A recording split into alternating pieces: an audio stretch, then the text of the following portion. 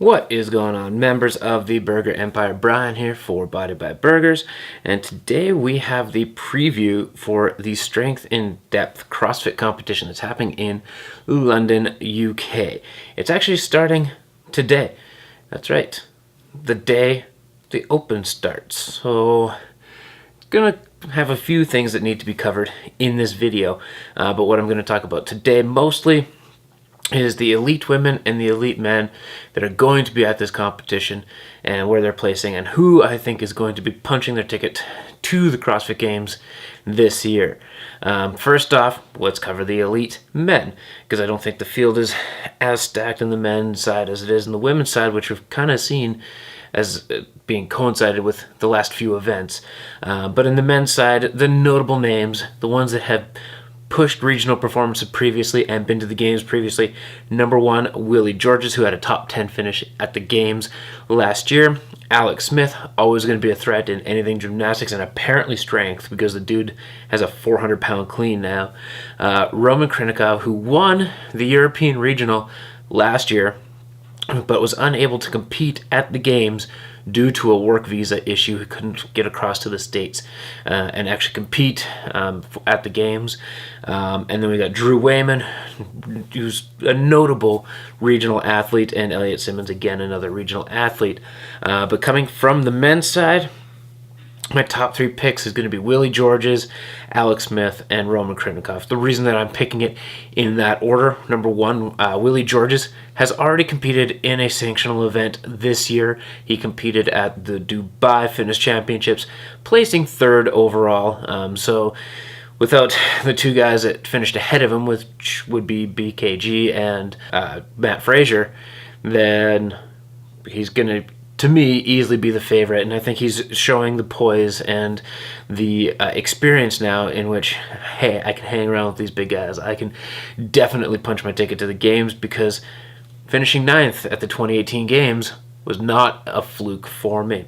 On the women's side, the notable names for the third time that I'm covering in one of these sanctioned events, we've got Sarah Sigmundsdottir, then we've got Thuri Helgadottir, Jamie Green, Haley Adams, Danny Spiegel, and Jessica Griffith. Those are my notable names coming from this list. There's a couple that you may not recognize on there, which is Danny Spiegel and Haley Adams. The reason, Danny Spiegel has definitely been a regional athlete before. She competed at Wodapalooza, and she did very well at Wodapalooza. She finished top 5.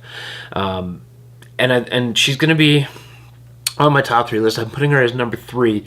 But I think she's going to give everybody a push, and really when it comes to the podium, it could be anybody's game. But she has really done a lot of improvements, and if there's anything that has proved that she has improved, it was the Wodapalooza, where finishing top 5.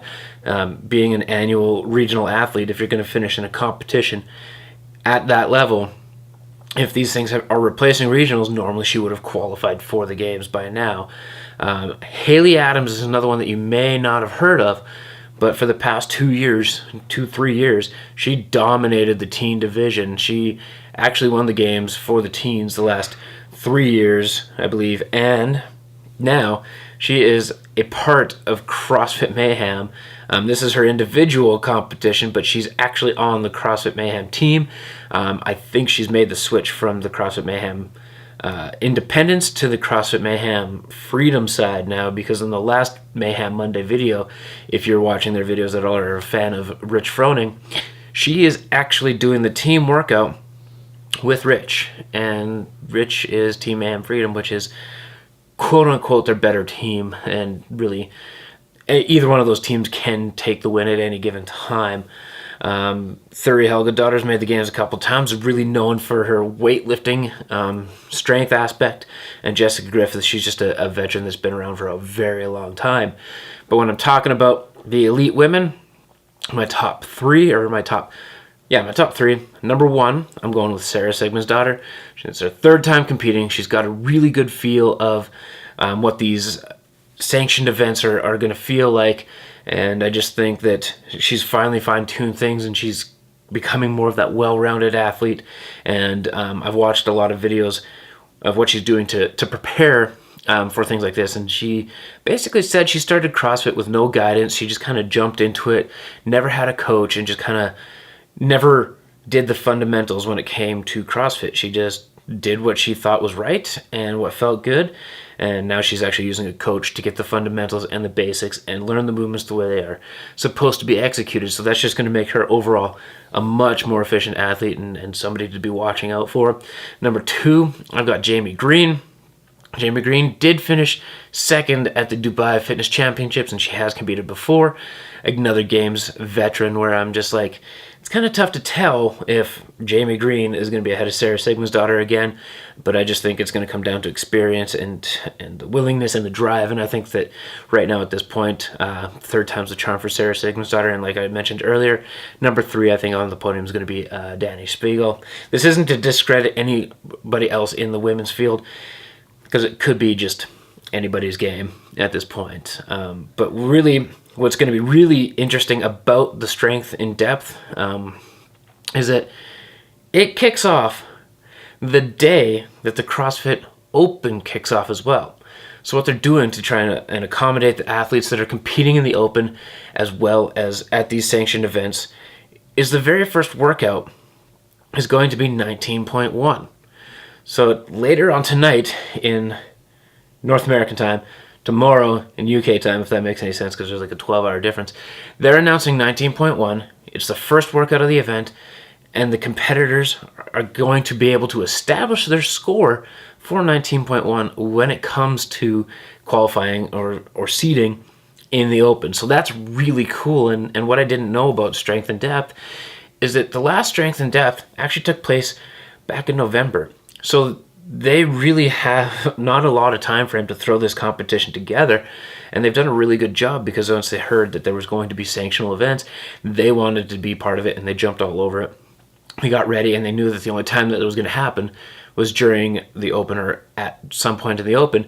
So they've done a really good job of incorporating the athletes that are competing in the Open as well as competing in sanctional events, trying to qualify for the CrossFit Games. So I really do give them applaud for that. It's great planning on their part, and it just goes to show that things can happen when a team pulls together. One thing that is different from this sanctioned event, that has been different from every other sanctioned event, the athletes know every single workout except for 19.1. 19.1, everybody in the world knows what 19.1 is at the exact same time. So really it's not going to be a surprise to anybody because of the way the Open works. And it's still going to give the athletes time to redo 19.1 if they so choose, because it's just the first event. Looking at a couple of the events, there's a lot of just like standard CrossFit bicouplets and just a lot of standard CrossFit movements, but they're ramping up the weights. And there's certain things that the athletes have to be tested for, and athletes have shown that every year they're improving, they're getting better and moving in the right direction. It's just, I think it's an exciting time to be part of the CrossFit community because we get to see all these competitions and so on and so forth. But what's really going to be disappointing right now is not seeing Dave Castro announce the Open workouts. It's going to be part of the CrossFit communities that is a little bit disappointing. I don't even know if he's actually doing the Open programming. I think he's only doing the Games programming now, but I guess we're moving forward and moving on, and things are going to be changing in the CrossFit community. But that is my preview for the strength and depth. I didn't cover the teams simply because I don't know enough about the teams to make my predictions. There is a couple of teams that were competing at the Dubai Fitness Championships. I can't remember the names of them, but chances are, with their experience, they're probably going to be on the top 3. So that is the video. Thank you for watching the video today, guys. Again, to recap, the elite men, the top 3. Number 1, I've got Willie Georges. Number 2, Alex Smith. Number 3, Roman Krinikov. On the women, the elite women, the one that I think is finally going to be punching her ticket to the Games, third time's the charm. Number 1, Sarah Sigmund's daughter. Number 2, Jamie Green. Number 3, Danny Spiegel. I hope I'm pronouncing her last name right. So that is the video again today, guys. Thank you for watching the video. If you like the video, make sure to like the video. Comment in the comment section below who you think is going to be taking the individual elite categories. Subscribe if you haven't subscribed already. It's the only way to become a member of the Burger Empire. And until next time, everybody, as always, Burger Power.